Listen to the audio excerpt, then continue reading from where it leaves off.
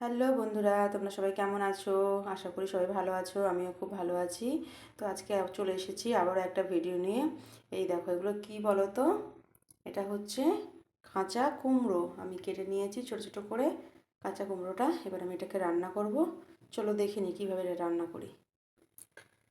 গ্যাসে কড়াই বসিয়ে দিয়েছি। কড়াই আমার গরম হয়ে গেছে।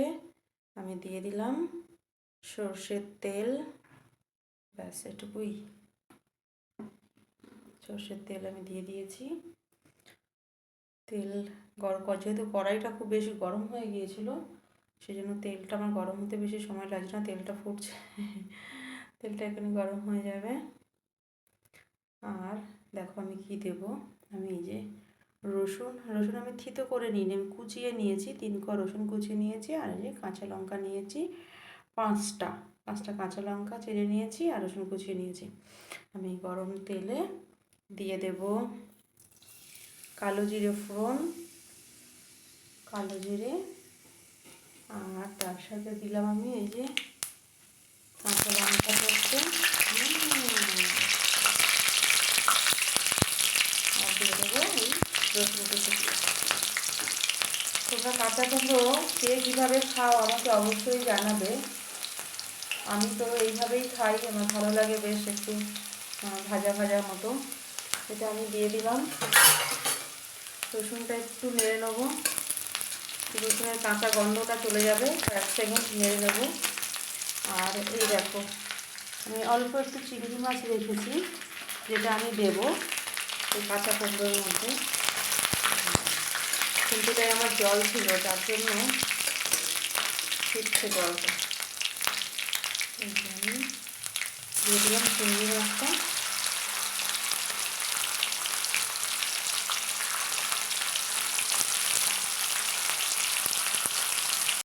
তো বন্ধুরা, চিংড়ি মাছটা আমি ভেজে নিয়েছি। ভেজে নিয়ে আমি দিয়ে দিয়েছি কুমড়োটাকে। কুমড়োটা একটু নেড়ে নিই, মিশিয়ে নিই। আমার গ্যাসটা একটু জোর হয়ে গেছিলো, আমি খেয়াল করিনি, যার জন্য আমার রসুনগুলো একটু বেশি লাল হয়ে গেছে। কুমড়ো হিসেবে মাছটা অনেকটাই কম, কারণ বেশি মাছটা আমি দুপুরবেলা লাউয়ের মধ্যে দিয়ে দিয়েছিলাম। লাউ চিংড়ি হয়েছিল, ওই জন্য এখন মাছটা একটু পরিমাণে কমে গেছে কুমড়ো হিসেবে।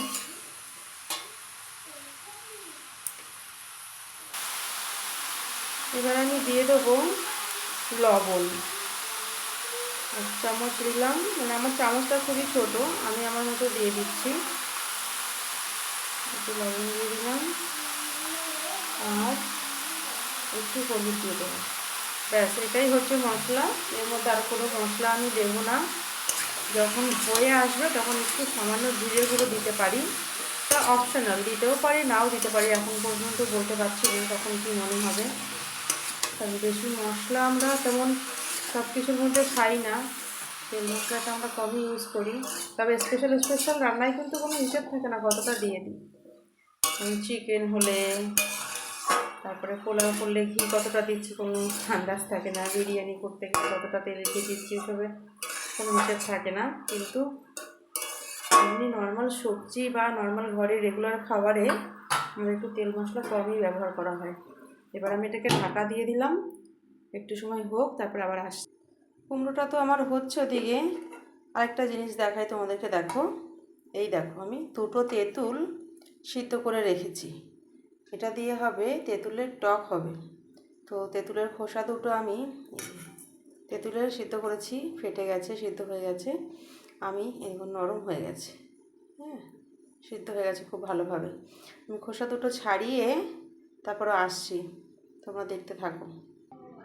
এই দেখো বন্ধুরা, তেঁতুলটাকে আমি খোসা ছাড়িয়ে ভালো করে চটকে দানাগুলোকে সব কিছুকে ছেঁকে এই একটা পাত্রে নিয়ে চলে এসেছি। এটা হচ্ছে আমার তেঁতুলের কাঁধটা। একটু জল বেশি হয়ে গেছে, ঠিক আছে, ফুটবে তো, ফুটে আবার কমে যাবে, কোনো অসুবিধা নেই। এটা দিয়ে আমি তেঁতুলের টক বানাবো। আর এদিকে দেখো, এখন আমি একটা বেগুন পোড়া করব। এটা হচ্ছে বেগুনটা। আমি বেগুনটাকে এই একটু করে 3 দিকে একটু করে কেটে চিড়ে দিয়েছি। এই বেগুনটা আমি জ্বালিয়ে দিয়েছি। এবার আমি এটাকে আস্তে আস্তে পোড়া করব বেগুনটাকে। এটা পোড়া হতে থাকুক, পোড়া হয়ে গেলে আমি তারপর আসছি। এই দেখো কুমড়োটা আমার এইরকম হয়েছে, আর একটু হবে, এরকম মাখা মাখা হয়েছে। কুমড়োটা পুরো সিদ্ধ হয়ে গেছে এরকম। আর 1 মিনিট আমি হওয়াবো এটাকে স্লো গ্যাসে, তারপরে আমি এটাকে নামিয়ে দেবো। আর এদিকে হচ্ছে আমার বেগুন পোড়া, এটা একটা সাইড পোড়া হয়ে গেছে। স্ট্যান্ডটা নড়ে যাচ্ছে কেন? এদিকটা পোড়া হয়ে গেছে, এখানে সাইডটা হবে। চলো কুমড়োটা হয়ে গেলে আসছি। এই দেখো আমার কুমড়ো চিংড়ি মাছ রেডি। চিংড়ি মাছ দিয়ে কাঁচা কুমড়ো, কেমন ধোয়া উঠছে। কিন্তু মাছটা একটু কম হয়ে গেছে জানো তো বন্ধুরা। আসলে আমি সকালে লাউ চিংড়ি করেছিলাম, তখন আমি এটা মাথায় ছিল না যে একটু চিংড়ি মাছ রেখে দিই, যেটা কুমড়োটা করব। কুমড়োটা করার কথা মনেই ছিল না, একটু চিংড়ি মাছ আমি রেখেছিলাম অন্য কারণে। তো তারপরে হঠাৎ মনে পড়লো যে কুমড়োটাই করে নিই চিংড়ি মাছটা দিয়ে। তো ওটা দিয়ে আমি চিংড়ি মাছটা দিয়ে এই কুমড়োটা করে নিলাম। তো দেখো তোমরা দেখতেই পাচ্ছ কেমন হয়েছে। অবশ্য লাইটটা ভালো না, লাইটটা অনেক কম বলে ভালো বোঝা যায় না। এই দেখো এটা এমন হয়েছে। তো তোমরা কে কীভাবে কাঁচা কুমড়ো রান্না করে খাও অবশ্যই কমেন্টে জানিও। আর আমার রেসিপিটা যদি ভালো লাগে তাহলে অবশ্যই করে ভিডিওটা তোমরা শেয়ার করে দিও। সবাই খুব ভালো থেকো, সুস্থ থেকো। আবারও আসবো অন্য কোনো ভিডিও নিয়ে, সঙ্গে থেকো। তোমাদের তো আরেকটা জিনিস বলা হলো না, এই দেখো আমার বেগুন পোড়াটা এখনও চলছে, অলমোস্ট হয়ে গেছে, আর একটু বাকি। এটাকে তো কিছু বলার নেই, বেগুনটা পোড়া হয়ে গেলে কাঁচা লঙ্কা আর কাঁচা পেঁয়াজ আর কাঁচা সর্ষের তেল দিয়েই ভাজা হবে। এদিকে আমি আরেকটা কড়াই বসিয়ে দিয়েছি। এই কড়াইটাতে হবে এই যে আমার তেঁতুলটা আমি গুলে রেখেছি, এই তেঁতুলটা টক করব। তো এটা আমি আর তোমাদেরকে দেখাচ্ছি না তেঁতুলের টকটা। আজকের মতো এখানেই শেষ করছি। তোমরা ভালো থেকো, সুস্থ থেকো, আবারও দেখা হবে। আবারও বলছি তোমরা কে কেমনভাবে কাঁচা কুমড়ো রান্না করো সেটা অবশ্যই কমেন্টে জানিও। আর ভিডিওটা ভালো লাগলে শেয়ার করে দিও। টাটা, বাই বাই, আজকের মতো এখানেই।